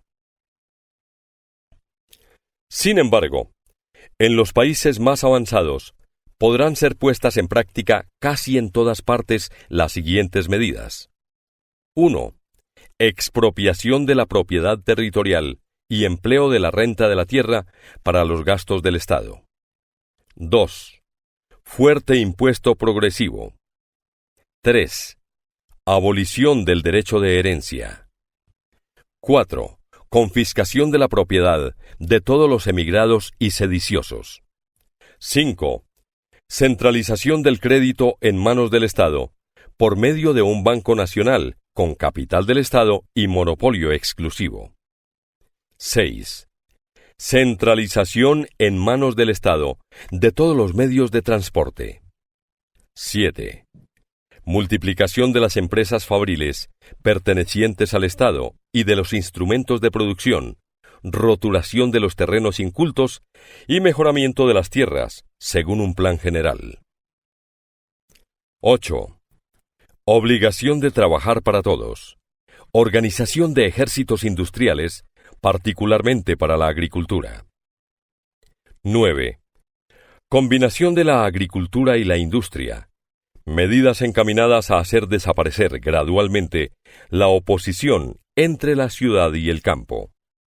10. Educación pública y gratuita de todos los niños. Abolición del trabajo de estos en las fábricas, tal como se practica hoy. Régimen de educación combinado con la producción material, etcétera, etcétera. Una vez que en el curso del desarrollo hayan desaparecido las diferencias de clase y se haya concentrado toda la producción en manos de los individuos asociados, el poder público perderá su carácter político. El poder político, hablando propiamente, es la violencia organizada de una clase para la opresión de otra. Si en la lucha contra la burguesía el proletariado se constituye indefectiblemente en clase, si mediante la revolución se convierte en clase dominante, y en cuanto clase dominante suprime por la fuerza las viejas relaciones de producción, suprime al mismo tiempo que estas relaciones de producción las condiciones para la existencia del antagonismo de clase y de las clases en general, y por tanto su propia dominación como clase. En sustitución de la antigua sociedad burguesa, con sus clases y sus antagonismos de clase, surgirá una asociación en que el libre desenvolvimiento de cada uno será la condición del libre desenvolvimiento de todos. Tercero, literatura socialista y comunista. 1. El socialismo reaccionario. A. El socialismo feudal. Por su posición histórica, la aristocracia francesa e inglesa estaban llamadas a escribir libelos contra la moderna sociedad burguesa. En la Revolución Francesa de julio de 1830 y en el movimiento inglés por la Reforma, habían sucumbido una vez más bajo los golpes del odiado advenedizo. En adelante no podía hablarse siquiera de una lucha política seria. No les quedaba más que la lucha literaria. Pero también, en el terreno literario, la vieja fraseología de la época de la Restauración había llegado a ser inaplicable. Para crearse simpatías, era menester que la aristocracia aparentase no tener en cuenta sus propios intereses y que formulara su acta de acusación contra la burguesía solo en interés de la clase obrera explotada. Dióse de esta suerte la satisfacción de componer canciones satíricas contra su nuevo amo y de musitarle al oído profecías más o menos siniestras. Así es como nació el socialismo feudal. Mezcla de jeremiadas y pasquines, de ecos del pasado y de amenazas sobre el porvenir. Si alguna vez su crítica amarga, mordaz e ingeniosa hirió a la burguesía en el corazón, su incapacidad absoluta para comprender la marcha de la historia moderna concluyó siempre por cubrirle de ridículo. A guisa de bandera, estos señores enarbolaban un mismo zurrón de proletario, a fin de atraer al pueblo. Pero cada vez que el pueblo acudía, advertía que sus posaderas estaban ornadas con el viejo blasón feudal, y se dispersaban en medio de grandes e irreverentes carcajadas. Una parte de los legitimistas franceses y la joven Inglaterra han dado al mundo este espectáculo. Cuando los campeones del feudalismo demuestran que su modo de explotación era distinto del de la burguesía, olvidan una cosa, y es que ellos explotaban en condiciones y circunstancias por completo diferentes y hoy anticuadas. Cuando advierten que bajo su dominación no existía el proletariado moderno, olvidan que la burguesía moderna es precisamente un retoño fatal del régimen social suyo. Disfrazan tampoco, por otra parte, el carácter reaccionario de su crítica, que la principal acusación que presentan contra la burguesía es precisamente haber creado, bajo su régimen, una clase que hará saltar por los aires todo el antiguo orden social. Lo que imputan a la burguesía no es tanto el haber hecho surgir un proletariado en general, sino el haber hecho surgir un proletariado revolucionario. Por eso, en la práctica política, toman parte en todas las medidas de represión contra la clase obrera. Y en la vida diaria, a pesar de su fraseología ampulosa, se las ingenian para recoger las manzanas de oro caídas del árbol de la industria y trocar el honor, el amor y la fidelidad por el comercio en lanas, azúcar de remolacha y aguardiente. Del mismo modo que el cura y el señor feudal marcharon siempre de la mano, el socialismo clerical marcha unido con el socialismo feudal. Nada más fácil que recubrir con un barniz socialista el ascetismo cristiano. ¿Acaso el cristianismo ¿No se levantó también contra la propiedad privada, el matrimonio y el Estado? ¿No predicó en su lugar la caridad y la pobreza, el celibato y la mortificación de la carne, la vida monástica y la Iglesia? El socialismo cristiano no es más que el agua bendita con que el clérigo consagra el despecho de la aristocracia. B. El socialismo pequeño burgués. La aristocracia feudal no es la única clase derrumbada por la burguesía, y no es la única clase cuyas condiciones de existencia empeoran y van extinguiéndose en la sociedad burguesa moderna. Los villanos de las ciudades medievales y el estamento de los pequeños agricultores de la Edad Media fueron los precursores de la burguesía moderna. En los países de una industria y un comercio menos desarrollados, esta clase continúa vegetando al lado de la burguesía en auge.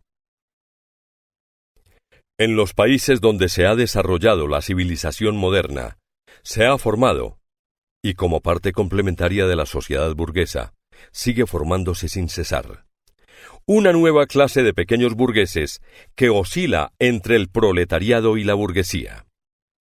Pero los individuos que la componen se ven continuamente precipitados a las filas del proletariado, a causa de la competencia, y con el desarrollo de la gran industria, ven aproximarse el momento en que desaparecerán por completo como fracción independiente de la sociedad moderna, y en que serán reemplazados en el comercio, en la manufactura y en la agricultura por capataces y empleados. En países como Francia, donde los campesinos constituyen bastante más de la mitad de la población, es natural que los escritores que defendían la causa del proletariado contra la burguesía aplicasen a su crítica del régimen burgués el rasero del pequeño burgués y del pequeño campesino, y defendiesen la causa obrera desde el punto de vista de la pequeña burguesía. Así se formó el socialismo pequeño burgués. Sismondi es el más alto exponente de esta literatura, no solo en Francia, sino también en Inglaterra. Este socialismo analizó con mucha sagacidad las contradicciones a las modernas relaciones de producción. Puso al desnudo las hipócritas apologías de los economistas.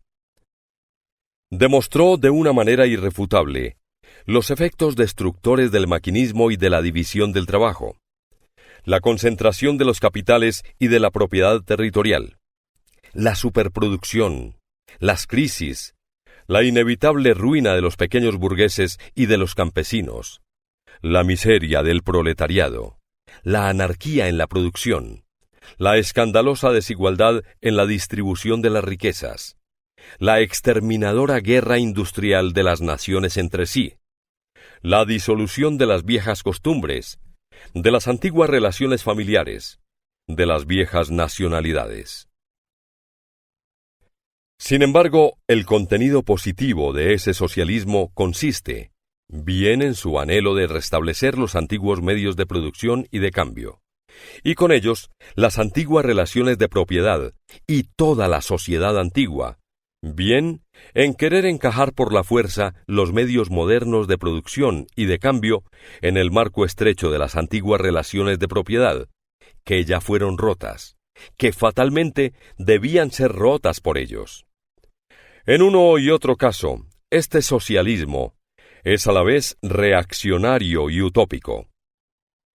Para la manufactura, el sistema gremial; para la agricultura, el régimen patriarcal. He aquí su última palabra.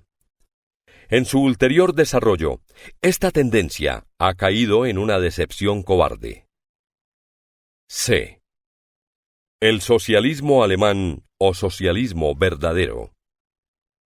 La literatura socialista y comunista de Francia, que nació bajo el yugo de una burguesía dominante, y es la expresión literaria de la lucha contra dicha dominación, fue introducida en Alemania en el momento en que la burguesía acababa de comenzar su lucha contra el absolutismo feudal. Filósofos, semifilósofos e ingenios de salón alemanes se lanzaron ávidamente sobre esta literatura, Pero olvidaron que con la importación de la literatura francesa, no habían sido importadas a Alemania al mismo tiempo las condiciones sociales de Francia. En las condiciones alemanas, la literatura francesa perdió toda significación práctica inmediata y tomó un carácter puramente literario. Debía parecer más bien una especulación ociosa sobre la sociedad verdadera, sobre la realización de la esencia humana. De este modo, para los filósofos alemanes del siglo XVIII, las reivindicaciones de la primera Revolución Francesa no eran más que las reivindicaciones de la razón práctica en general, y las manifestaciones de la voluntad de la burguesía revolucionaria de Francia no expresaban a sus ojos más que las leyes de la voluntad pura, de la voluntad tal como debe ser, de la voluntad verdaderamente humana. Toda la labor de los literatos alemanes se redujo únicamente a poner de acuerdo las nuevas ideas francesas con su vieja conciencia filosófica, o más exactamente, a asimilarse las ideas francesas, partiendo de sus propias opiniones filosóficas. Y se las asimilaron como se asimila en general una lengua extranjera, por la traducción. Se sabe cómo los frailes superpusieron sobre los manuscritos de las obras clásicas del antiguo paganismo las absurdas descripciones de la vida de los santos católicos. Los literatos alemanes procedieron inversamente con respecto a la literatura profana francesa. Deslizaron sus absurdos filosóficos bajo el original francés. Por ejemplo, bajo la crítica francesa de las funciones del dinero, escribían enajenación de la esencia humana. Bajo la crítica francesa del Estado burgués decían eliminación del poder de lo universal abstracto, y así sucesivamente. A esta interpolación de su fraseología filosófica en la crítica francesa le dieron el nombre de filosofía de la acción, socialismo verdadero, fundamentación filosófica del socialismo, etc. De esta manera fue completamente castrada la literatura socialista comunista francesa. Y como en manos de los alemanes, dejó de ser la expresión de la lucha de una clase contra otra. Los alemanes se imaginaron estar muy por encima de la estrechez francesa y haber defendido, en lugar de las verdaderas necesidades, la necesidad de la verdad, en lugar de los intereses del proletariado, los intereses de la esencia humana, del hombre en general, del hombre que no pertenece a ninguna clase, ni a ninguna realidad, y que no existe más que en el cielo brumoso de la fantasía filosófica. Este socialismo alemán, que tomaba tan solemnemente en serio sus torpes ejercicios de escolar, y que con tanto estrépito charlatanesco los lanzaba a los cuatro vientos, fue perdiendo poco a poco su inocencia pedantesca. La lucha de la burguesía alemana, y principalmente de la burguesía prusiana, contra los feudales y la monarquía absoluta, en una palabra, el movimiento liberal adquiría un carácter más serio.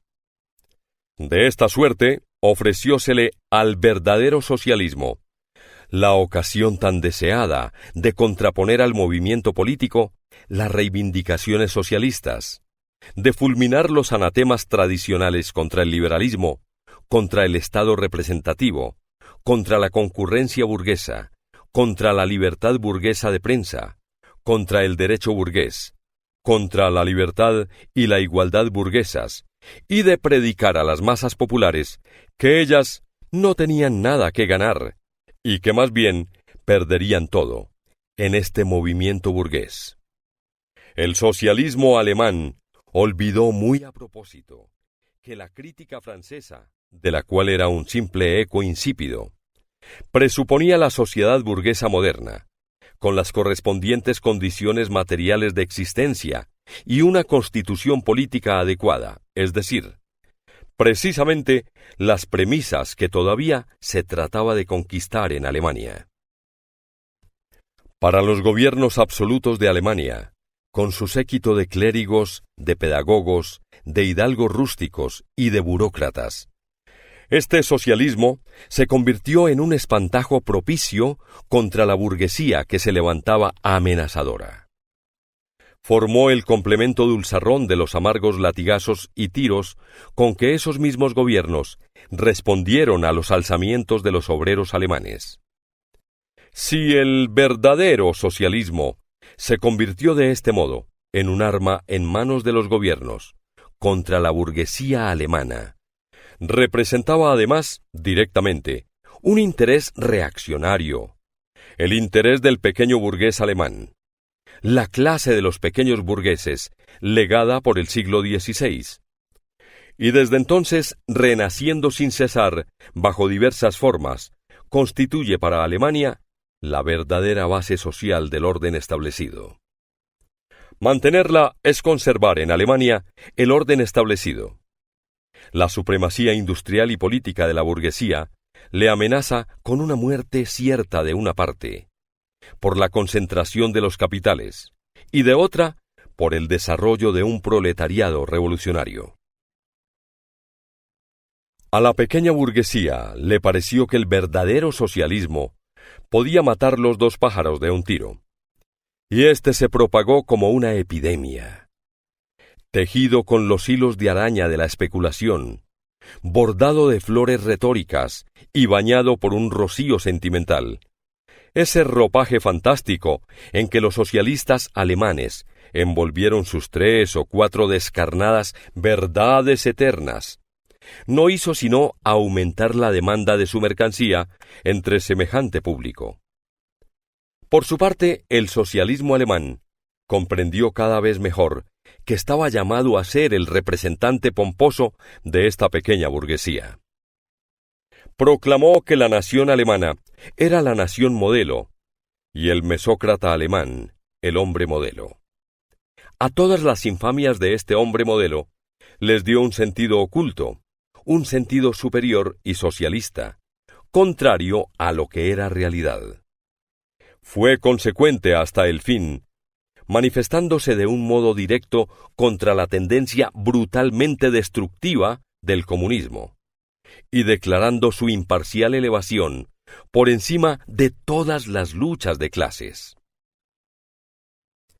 Salvo muy raras excepciones, todas las obras, llamadas socialistas y comunistas, que circulan en Alemania, pertenecen a esta inmunda y enervante literatura. 2. El socialismo conservador o burgués. Una parte de la burguesía desea remediar los males sociales, con el fin de consolidar la sociedad burguesa. A esta categoría pertenecen los economistas, los filántropos, los humanitarios, los que pretenden mejorar la suerte de las clases trabajadoras, los organizadores de la beneficencia, los protectores de animales, los fundadores de las sociedades de templanza, los reformadores domésticos de toda suerte. Y hasta se ha llegado a elaborar este socialismo burgués en sistemas completos. Citemos como ejemplo la filosofía de la miseria de Proudhon. Los burgueses socialistas quieren perpetuar las condiciones de vida de la sociedad moderna, pero sin las luchas y los peligros que surgen fatalmente de ellas. Quieren perpetuar la sociedad actual, pero sin los elementos que la revolucionan y descomponen. Quieren la burguesía sin el proletariado. La burguesía, como es natural, se representa el mundo en que ella domina como el mejor de los mundos. El socialismo burgués elabora en un sistema más o menos completo esta representación consoladora. Cuando invita al proletariado a realizar su sistema y a entrar en la Nueva Jerusalén, no hace otra cosa, en el fondo, que inducirle a continuar en la sociedad actual, pero despojándose de la concepción odiosa que se ha formado de ella. Otra forma de este socialismo, menos sistemática, pero más práctica, intenta apartar a los obreros de todo movimiento revolucionario, demostrándoles que no es tal o cual cambio político el que podrá beneficiarles, sino solamente una transformación de las condiciones materiales de vida, de las relaciones económicas. Pero por transformación de las condiciones materiales de vida, este socialismo no entiende, en modo alguno, la abolición de las relaciones de producción burguesas, lo que no es posible más que por vía revolucionaria, sino únicamente reformas administrativas realizadas sobre la base de las mismas relaciones de producción burguesas, y que por tanto no afectan a las relaciones entre el capital y el trabajo asalariado, sirviendo únicamente, en el mejor de los casos, para reducirle a la burguesía los gastos que requiere su dominio, y para simplificarle la administración de su Estado.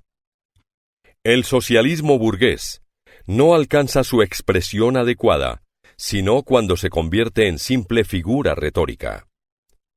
Libre cambio, en interés de la clase obrera. Aranceles protectores, en interés de la clase obrera. Prisiones celulares, en interés de la clase obrera.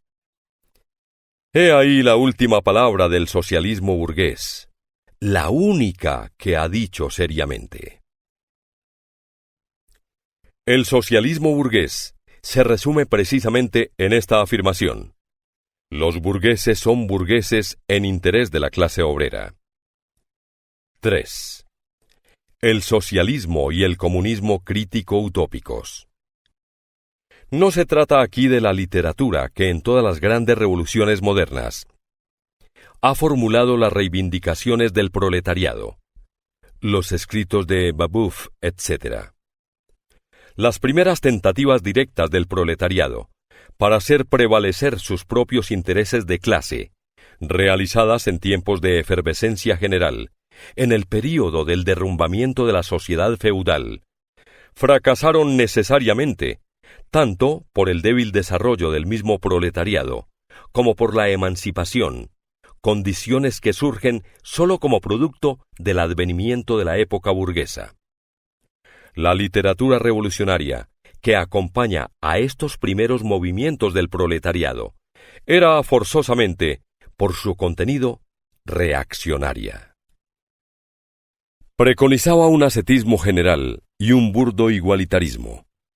Los sistemas socialistas y comunistas propiamente dichos, los sistemas de Saint-Simon, de Fourier, de Owen, etc., hacen su aparición en el período inicial y rudimentario de la lucha entre el proletariado y la burguesía, período descrito anteriormente. Véase burgueses y proletarios. Los inventores de estos sistemas, por cierto, se dan cuenta del antagonismo de las clases, así como de la acción de los elementos destructores dentro de la misma sociedad dominante. Pero no advierten del lado del proletariado ninguna iniciativa histórica, ningún movimiento político que les sea propio.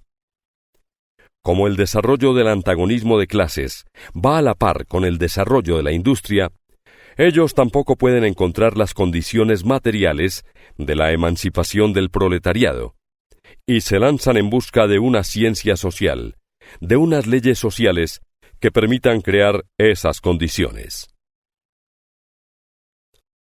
En lugar de la acción social, tienen que poner la acción de su propio ingenio. En lugar de las condiciones históricas de la emancipación, condiciones fantásticas. En lugar de la organización gradual del proletariado en clase, una organización de la sociedad inventada por ellos. La futura historia del mundo se reduce para ellos a la propaganda y ejecución práctica de sus planes sociales. En la confección de sus planes, tienen conciencia, por cierto, de defender ante todo los intereses de la clase obrera, por ser la clase que más sufre. El proletariado no existe para ellos, sino bajo el aspecto de la clase que más padece. Pero la forma rudimentaria de la lucha de clases, así como su propia posición social, les lleva a considerarse muy por encima de todo antagonismo de clase.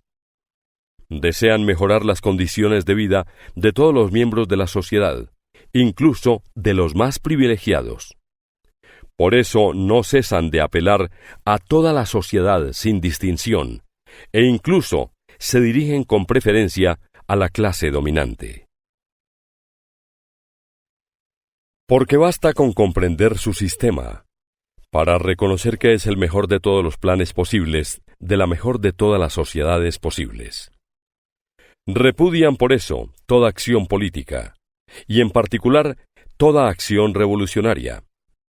Se proponen alcanzar su objetivo por medios pacíficos, intentando abrir camino al nuevo evangelio social, valiéndose de la fuerza del ejemplo, por medio de pequeños experimentos que, naturalmente, fracasan siempre.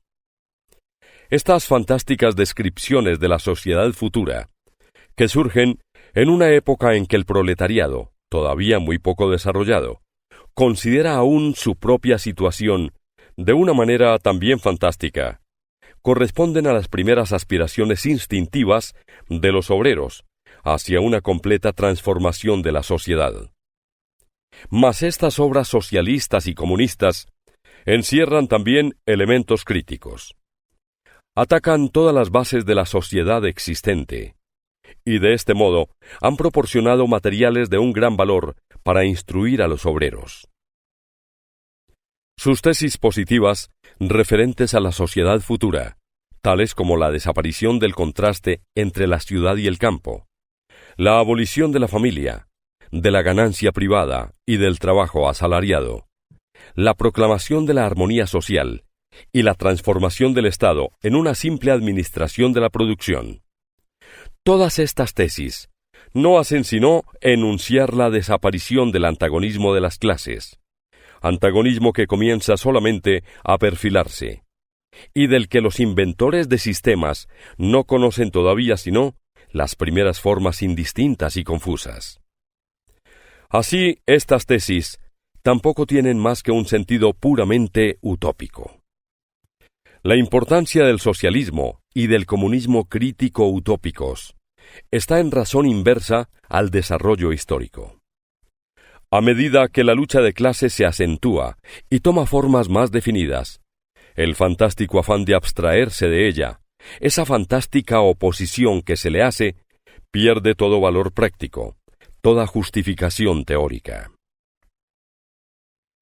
He ahí por qué, si en muchos aspectos los autores de esos sistemas eran revolucionarios, las sectas formadas por sus discípulos son siempre reaccionarias, pues se aferran a las viejas concepciones de sus maestros, a pesar del ulterior desarrollo histórico del proletariado. Buscan, pues, y en eso son consecuentes, embotar la lucha de clases y conciliar los antagonismos. Continúan soñando con la experimentación de sus utopías sociales, con establecer falansterios aislados, crear colonias interiores en sus países, o fundar una pequeña Icaria, edición en 2avo de la Nueva Jerusalén. Y para la construcción de todos estos castillos en el aire, se ven forzados a apelar a la filantropía de los corazones y de los bolsillos burgueses. Poco a poco van cayendo en la categoría de los socialistas reaccionarios o conservadores, descritos más arriba, y sólo se distinguen de ellos por una pedantería más sistemática y una fe supersticiosa y fanática en la eficacia milagrosa de su ciencia social. Por eso se oponen con encarnizamiento a todo movimiento político de la clase obrera, pues no ven en él sino el resultado de una ciega falta de fe en el nuevo evangelio. Los owenistas en Inglaterra reaccionan contra los cartistas y los furieristas en Francia contra los reformistas. Cuarto, actitud de los comunistas ante los diferentes partidos de oposición. Después de lo dicho en el capítulo 2, la posición de los comunistas ante los partidos obreros ya construidos se explica por sí misma, y por tanto, su posición ante los cartistas de Inglaterra y los partidarios de la reforma agraria en América del Norte. Los comunistas luchan por alcanzar los objetivos e intereses inmediatos de la clase obrera, pero al mismo tiempo representan y defienden también, dentro del movimiento actual, el porvenir de ese movimiento. En Francia, los comunistas se suman al Partido Socialista Democrático, contra la burguesía conservadora y radical, sin renunciar, sin embargo, al derecho de criticar las ilusiones y la fraseología legadas por la tradición revolucionaria. En Suiza apoyan a los radicales sin desconocer que este partido se compone de elementos contradictorios, en parte de socialistas democráticos, al estilo francés, y en parte de burgueses radicales. Entre los polacos, los comunistas apoyan al partido que ve en una revolución agraria la condición de la liberación nacional, es decir, al partido que provocó en 1846 la insurrección de Cracovia. En Alemania, el Partido Comunista lucha de acuerdo con la burguesía, en tanto que ésta actúa revolucionariamente contra la monarquía absoluta, la propiedad territorial feudal y la pequeña burguesía reaccionaria. Pero jamás, en ningún momento, se olvida este partido de inculcar a los obreros la más clara conciencia del antagonismo hostil que existe entre la burguesía y el proletariado, a fin de que los obreros alemanes sepan convertir de inmediato las condiciones sociales y políticas que forzosamente ha de traer consigo la dominación burguesa en otras tantas armas contra la burguesía, a fin de que, tan pronto sean derrocadas las clases reaccionarias, en Alemania, comience inmediatamente la lucha contra la misma burguesía. Los comunistas fijan su principal atención en Alemania, porque Alemania se halla en vísperas de una revolución burguesa, y porque llevará a cabo esta revolución bajo las condiciones más progresivas de la civilización europea en general, y con un proletariado mucho más desarrollado que el de Inglaterra en el siglo XVII, y el de Francia en el siglo XVIII. Y por lo tanto, la revolución burguesa alemana no podrá ser sino el preludio inmediato de una revolución proletaria. En resumen, los comunistas apoyan por doquier todo movimiento revolucionario contra el régimen social y político existente. En todos estos movimientos ponen en primer término, como cuestión fundamental del movimiento, la cuestión de la propiedad, cualquiera que sea la forma más o menos desarrollada que ésta revista.